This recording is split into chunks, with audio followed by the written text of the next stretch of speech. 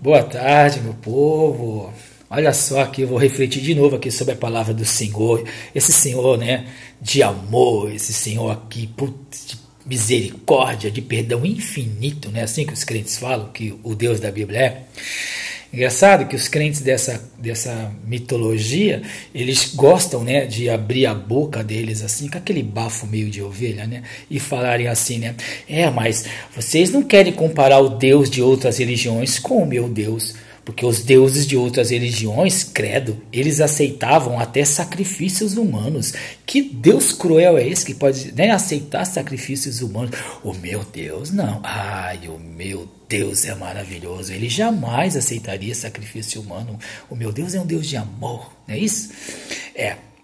Você só é crente porque você não conhece a Bíblia. Se você conhecesse a Bíblia, você não falaria uma merda dessa.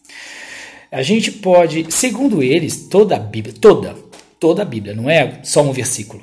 Toda a Bíblia foi inspirada por Deus, né? Segundo essa linha de raciocínio, então, supostamente aqui é o próprio Deus, então, que está admitindo que sim, ele aceita sacrifícios humanos. Se vocês pegarem a Bíblia de vocês, vocês não usam ela, né? Chato isso. Geralmente ela fica onde? Na cabeceira da tua cama ou em cima de uma geladeira com continhas ali para pagar dentro dos salmos? Entendi. Sei lá, vocês devem ter uma Bíblia, né? Abram no livro de Juízes, obviamente, se estiverem duvidando do que eu estou falando, né? Abram no livro de Juízes, capítulo 11, tá? Procuram lá, vai revistando a Bíblia, se você não tiver intimidade com ela, vai lá vendo todos os livros, né? Gênesis, tá? Quando chegar lá em Juízes, vocês começam a procurar ali pelo capítulo 11 de Juízes. Para não ficar muito demorado, esticado o vídeo, eu vou começar aqui do versículo 30 em diante, tá bom? Vou falar sobre a história de Jefté.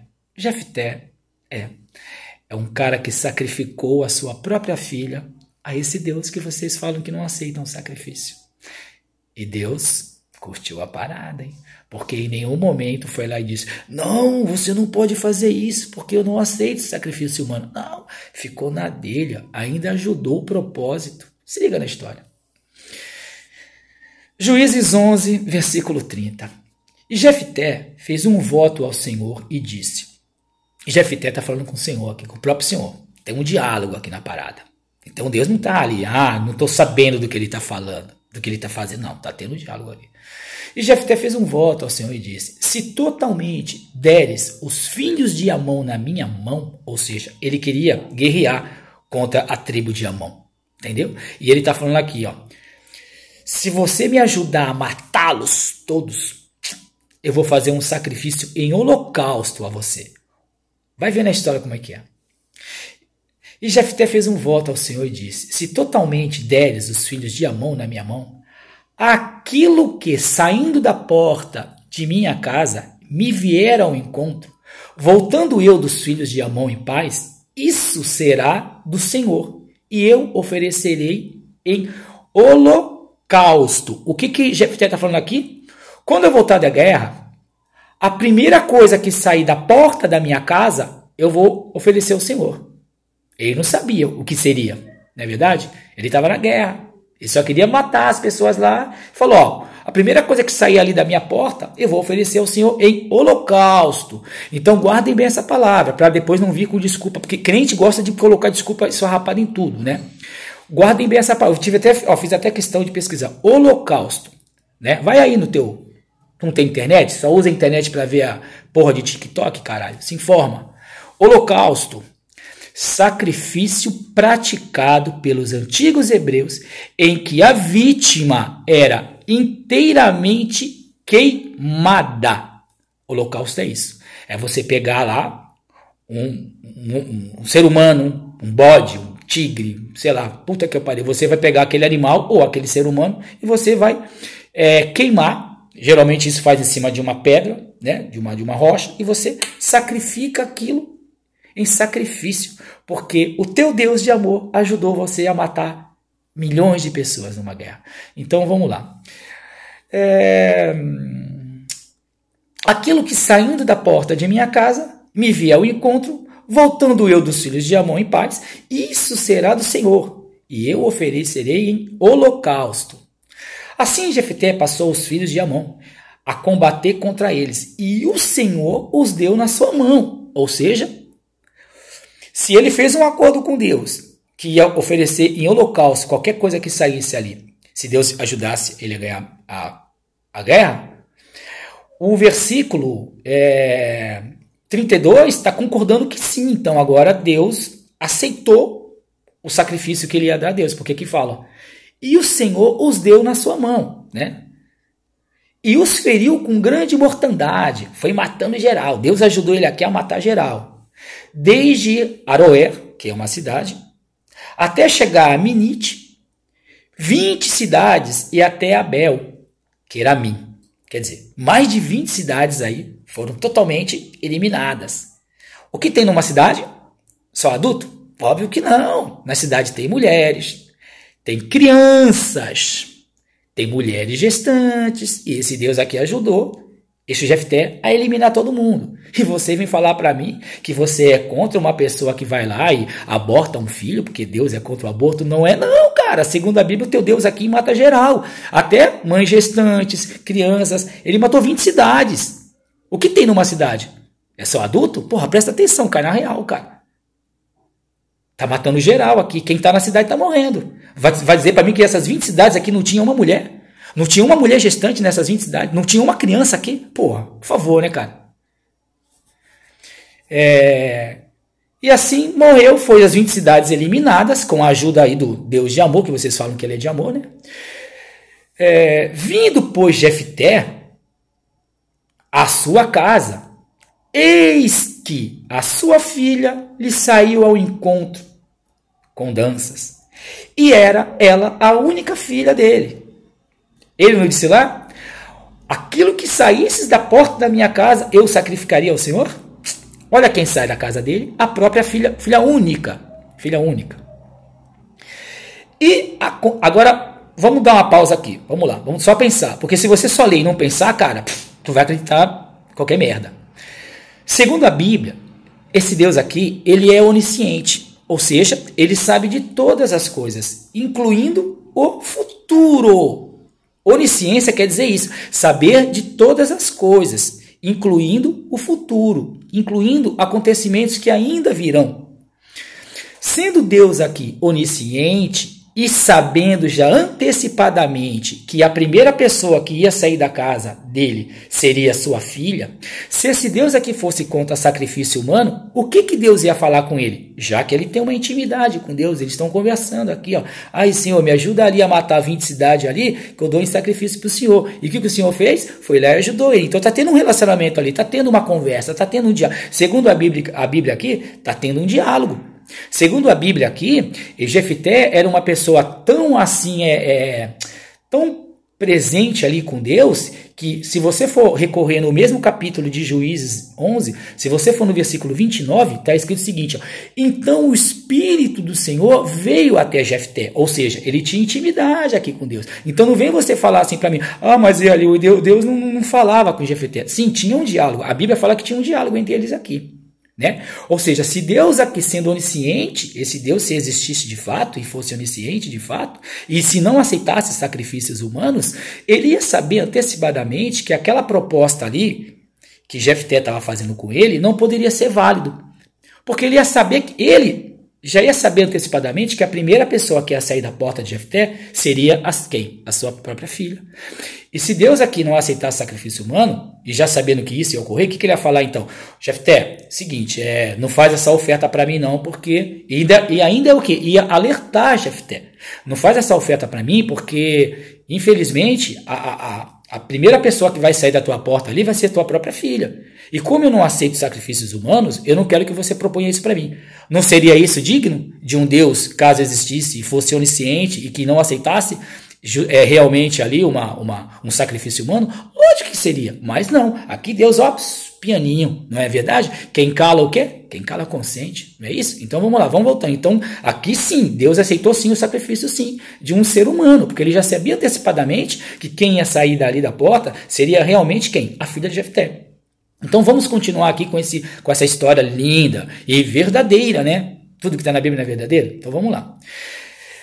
Vindo, pois, Jefté, Quem é que sai à sua casa, ao seu encontro? A própria filha. E aconteceu que quando a viu, rasgou as suas vestes. Aqui os judeus tinham, né, essas manias, né, de quando ficavam muito enfurecidos, eles rasgavam suas próprias vestes. Era como um sinal assim, puta, tô emputecido, tô enfurecido de ódio. E disse, ele, a filha dele, ah, minha filha, muito me abatestes agora, e estais entre os que me turbam e me entristecem, porque eu abri a minha boca ao Senhor e não tornarei atrás. Estão entendendo? Se ele fez uma promessa para Deus ali, ele não pode voltar essa promessa para trás, não importa o que seja, mesmo que for matar sua própria filha. Olha só, isso aqui, gente, são 2 bilhões de cristãos que acham que isso aqui são coisas morais. Olha só, olha como o fanatismo agride o senso crítico e o senso até moral do ser humano, né? A pessoa que é crente, ela deixa de ser humana, ela deixa de ter senso de moral. Para ela, a moralidade não importa. Para ela, a obediência a esse Deus aqui passa por cima de qualquer ética, passa por cima de qualquer moralidade, de qualquer veia humana, né? Aí no versículo 36, continuando. E ela lhe disse, agora a filha dele está falando para ele, meu pai, tu destes a palavra ao Senhor, faze de mim conforme o que prometeste, pois o Senhor te vingou dos teus inimigos, te dando os filhos de Amon. Ou seja, como a mulher ali naquela cultura ali, olha só, a mulher naquela cultura, ela já nasce desde pequenininha sabendo que ela não é nada, ela é só um objeto. A mulher na Bíblia ali, ela é citada sempre como um objeto, né? Tanto que lá na historinha lá de Ló, né? Tem a história de Ló também lá, que quando Ló estava protegendo os 2 anjos que veio ali acampar na casa dele, e tinha uns tarados ali na cidade ali, né? Que veio na casa de Ló e falar assim, olha, a gente quer esses 2 homens que estão aí na tua casa porque a gente quer ter com eles. Quando fala quer ter com eles, quer ter relações sexuais. A Bíblia é assim. Aí o Ló era um homem que para Deus era a pica das galáxias, era um homem ali ético, moral. O Ló faz o seguinte, olha cara, esses 2 homens aqui, vocês não farão nada com eles, por favor. Olha, eu tenho aqui em casa, eu tenho 2 filhas virgens. Olha, eu vou dar elas a vocês, façam com elas o que vocês quiserem, mas não toquem nesses 2 homens. Ou seja, eram filhas também de Ló, mas como a mulher ali naquele, né, era sempre considerada ali um objeto. Mulher na Bíblia nunca foi, nem no Novo Testamento. Nem no Novo Testamento mulher ali tem liberdade, não tem nada disso. A mulher tem que ser a cabeça do homem ali, ó, tem que ser ali, ó, submissa ao homem. A Bíblia é machista pra caralho, né? Não vem com o papinho de querer deturpar o que está escrito, não. Está escrito mesmo isso aqui, tá? Tanto é, olha só, tanto é que se vocês estiverem duvidando ainda do que eu estou falando, se vocês abrirem no seu livro em Levítico, capítulo 12 de Levítico, leiam lá do versículo 1 até o versículo 5. Sabe o que vai estar escrito lá? Vai estar escrito o seguinte, a mulher que dê à luz a uma menina, ela vai ser considerada mais imunda do que a mulher que dê à luz a um menino. Para você ver como que a Bíblia é machista e filha da puta. Na cabeça desses doentes que criaram esse Deus aqui, eles acham assim que se a mulher der à luz a uma menina, ela vai ser mais imunda do que a mulher que dê à luz a um menino. Pode ler, tá lá, Levíticos, capítulo 12. Abram lá, do versículo 1 ao versículo 5. É o que está escrito. Quem muda a Bíblia não é quem estuda a Bíblia.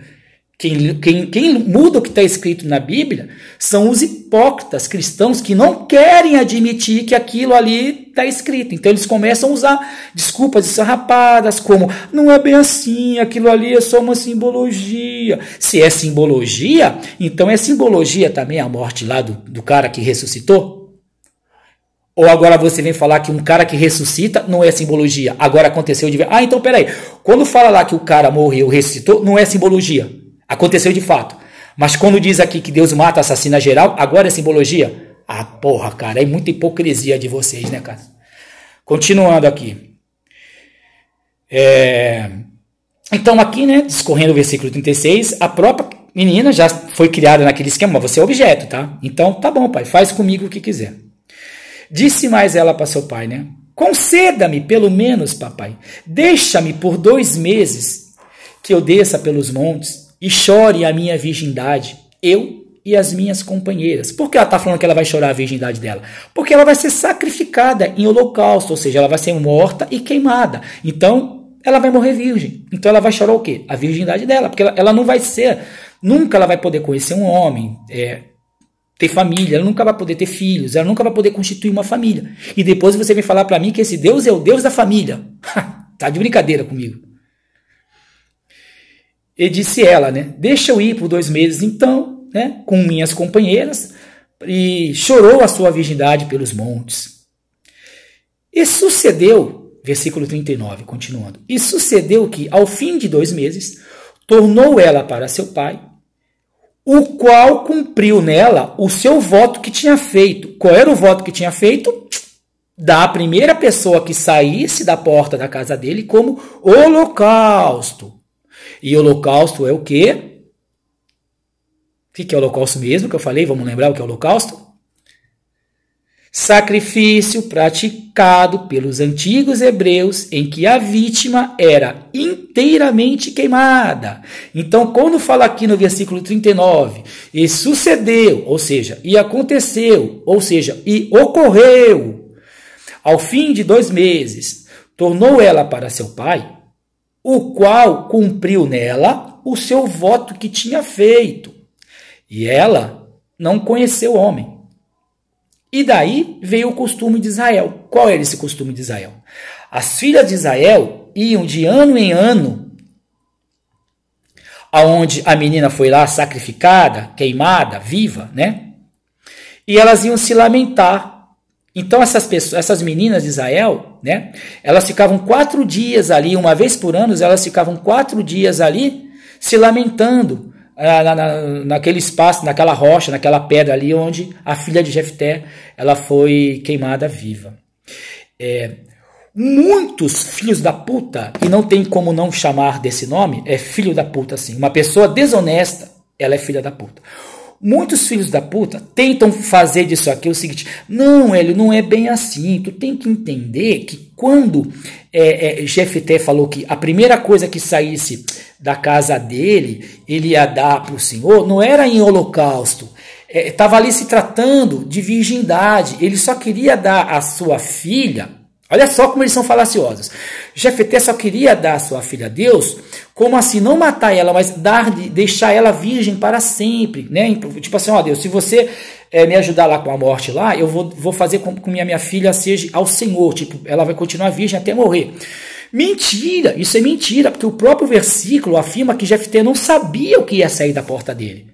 Do contrário, Jefté falou assim, ó, a primeira coisa que sair da minha casa, eu darei ao Senhor em holocausto. Como que eles vêm falar para mim que era uma coisa de virgindade? E se fosse a própria esposa de Jefté que saísse ali da porta? Ele não sabia o que ia sair da porta. E se fosse a própria esposa de Jefté que saísse, se fosse a primeira pessoa a sair da porta? Como que ele ia dar a própria esposa dele como virgindade a Deus? Ela já não era mais virgem. E se fosse um soldado que saísse ali à porta? O soldado já tinha ali filhos, já tinha família, o soldado era virgem? E se fosse um animal que saísse ao encontro dele? Ele ia sacrificar, ele ia dar esse animal, e esse animal ia continuar virgem? Não faz sentido. Todas as desculpas que os crentes usam para tentar passar a mão nessas imoralidades bíblicas são desculpas falaciosas, são desculpas idiotas. Desculpas essas que só enganam quem não é capaz de pensar. Uma pessoa que pensa, ela não cai nessas desculpas que os crentes criam. Porque olha só, um crente é capaz de ouvir essa desculpa de um outro crente, né? Não, mas tu tem que ver que, ó, ele estava falando aqui que ele ia só dar a filha dele virgem. O crente não é nem capaz de pensar, pô, mas peraí, mas e se fosse a esposa dele? Que saísse ao encontro dele? Crente não é capaz de pensar isso, gente. Crente não pensa. O cérebro, a mente do crente está tão atrofiada em acreditar que aquilo que colocaram na cabeça dele é a mais pura verdade, que a mente dele fica ali, fica cauterizada, ele não consegue, a mente dele não abre. Tipo, sabe, a mente dele está fechada, é uma caixinha ali. Deus existe, Deus existe, Deus existe. Não, Deus existe, a Bíblia só fala a verdade. Não adianta. Aquilo para ele é mais pura verdade. Deus existe e é esse Deus aqui, não é outro. Não é outro Deus. Caralho, tem Deus. A própria Bíblia está falando aqui que existem vários deuses, né? Os povos adoravam vários deuses, né? Então veja só, esse Deus aqui da Bíblia, ele tem ciúme dos outros povos por esses povos adorarem outros deuses. Mas caramba, pensa comigo, como que esses outros povos não iam adorar outros deuses? Como? Segundo a Bíblia aqui, esse Deus só se apresentou para uma tribo ali de Israel. Se ele quisesse que todas as tribos do mundo, né, acreditassem nele, bastaria a ele se apresentar, assim como segundo aqui a Bíblia ele se apresentou ao povo de Israel, bastaria então ele se apresentar para todas as culturas do mundo todo. Ele poderia ir onde hoje em dia é Japão e aparecer lá para os atuais, né, japoneses. Ele poderia nessa mesma época, veja bem, a Bíblia fala que esse Deus aqui, ele é onipresente, ou seja, se ele está em todos os lugares, não seria problema nenhum, não seria sacrifício nenhum. Ele aparecer em tempo real, hein? Em tempo real, para todos os povos do mundo. Mas não, você vê, fica claro que é um Deus tribal, é um deusinho criado pela tribo ali de Israel, porque cada tribo ali tinha um Deus, né? Aquelas pessoas que circuncidavam ali, aquela terra toda ali do Oriente Médio, tinha ali o Baal, Deus Baal, tinha a deusa Asherata, tinha vários deuses ali. A própria Bíblia fala sobre esses vários deuses. Chega a ser cômico, porque Deus, na Bíblia, fala assim, não adorai outros deuses. Porra! Só que depois ele fala, só existe um Deus. Porra, se só existe um Deus e o Deus é só ele, por que ele está falando para as outras tribos não adorar outros deuses? Porra, ou existe outros deuses ou não existe outros deuses. Vocês estão entendendo? A Bíblia é toda cheia de contradição. Ou seja, se esse Deus aqui quisesse realmente que todas as tribos do mundo não adorassem outros deuses, bastaria ele se apresentar para todas as tribos do mundo.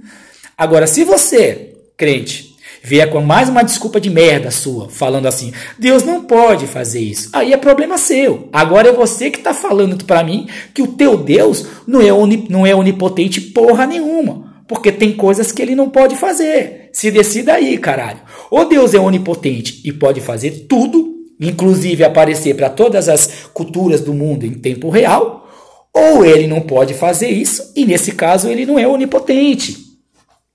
Só existe uma maneira de você continuar crendo em deuses. Sabe qual é essa maneira? Você tem que matar a sua inteligência, você tem que matar o seu raciocínio lógico. Caso isso não aconteça, você não consegue crer nas merdas que a Bíblia está dizendo para mim.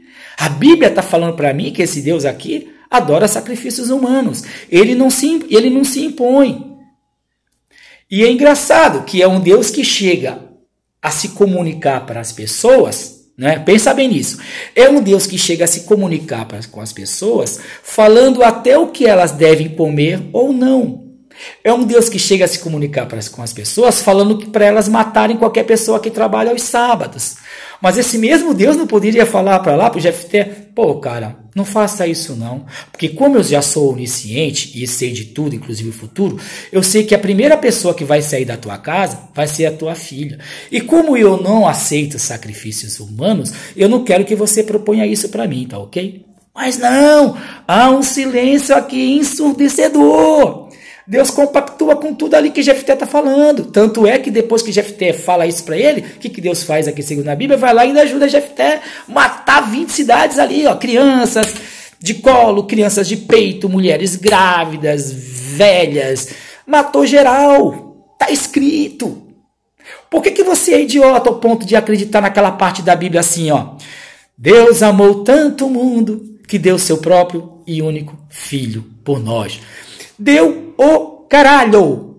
Deu o caralho. Tu acha que um Deus que ia amar totalmente assim a humanidade ao ponto de dar seu único filho, tu acha que esse mesmo Deus ia matar toda a humanidade no dilúvio? Acorda, porra! Um Deus que mata geral num dilúvio ia amar tanto essa mesma humanidade assim ao ponto de dar seu único filho? E se deu seu único filho, comece a fazer perguntas. Ele seria o quê? Um corajoso ou um covarde? Porque se ele fosse corajoso, por que ele mesmo não se daria? Por que deu só o filho? Pensem comigo. Deu o filho para quem então? Para acabar com os pecados? Ah, sim, a Bíblia está falando que Deus foi lá, deu seu próprio filho para acabar com os pecados. Então ele é um bosta. Ele não sabe a merda que ele faz. Por quê? Acabou com o pecado? Não acabou com pecado nenhum, cara. Olha o mundo aí. Que porra de pecado é esse, cara? Olha só como Deus é idiota. Não é o que eu estou falando. Eu não estou falando que Deus é idiota. Deus nem existe. Eu só estou falando que, segundo, aprenda uma coisa. Quando a gente fala assim, tira sarro, a gente não está tirando sarro de Deus, um ser existente. A gente está tirando sarro sempre do personagem bíblico. Esse sim a gente sabe que não existe. Se existe um criador, se existe alguma coisa, com certeza não é nenhum desses deuses de livros. Esses deuses de livros, eles são deuses mitológicos. Porque mitologia é assim. Sim, todas as mitologias fazem isso. Ó. Estudem mitologias, todas elas. A mitologia judaica, a mitologia cristã, a mitologia grega, a mitologia egípcia, a mitologia hindu, estudem tudo que é mitologia, que vocês vão ver que não há nada de diferente. É tudo igualzinho. Olha só, eu vou contar uma história para vocês rapidamente, que eu não quero prolongar o vídeo. Já tem 25 minutos de vídeo. Olha só, eu vou contar uma história. A mitologia grega, ela é séculos antes da mitologia cristã. A mitologia grega fala que Zeus, olha só, Zeus vem como um pássaro ter relacionamento com uma humana e engravidar essa humana. E dessa humana nasce o quê? Um Deus. Na mitologia cristã, a porra do Espírito Santo, que sempre aparece como uma pomba, né? O Espírito Santo é representado como uma pomba. Zeus vem como um pássaro. Olha só. E esse Espírito Santo, que é representado como uma pomba, engravida uma humana também. E tem o quê? Um filho Deus com ela. Ou seja, não tem nada de original na mitologia cristã. A mitologia cristã, ela é plagiada da mitologia grega. Por que, Hélio, que é? Porque é o seguinte, se você, idiota, estudasse história, você ia ver que Alexandre, o Grande, ele conquistou tanta terra, Alexandre Grande era grego, tá? Ele conquistou tanta terra, inclusive o Oriente Médio. O Oriente Médio foi conquistado por Alexandre Grande, estuda história. E é assim, ó, todo povo, quando vai lá e conquista uma terra, ele começa o quê? Infiltrar naquela terra a religião dele, as crenças dele. Então, o que ele fez? Ele helenizou o Oriente Médio. Alexandre Grande, quando foi conquistando o Oriente Médio, ele foi helenizando. O que é helenizar? Helenizar é pegar toda a cultura grega, tá? E ficar ali, ó, espalhando ela pelas terras que eles iam colonizando, né? Então, o que aconteceu? Quando a cultura grega começou a chegar no Oriente Médio, começou ali a se infiltrar no meio já da religião judaica. Quando a religião judaica se fundiu com a religião grega, começou a vir essas ideias, então. Por quê? O próprio Messias lá, que os judeus até hoje estão esperando o Messias, porque os judeus sabem que Jesus não é Messias nem aqui, nem na puta que eu pariu. Né? Judeus ainda não são tão burros igual cristãos. Né? Os judeus pelo menos sabem que Jesus não é Messias porra nenhuma.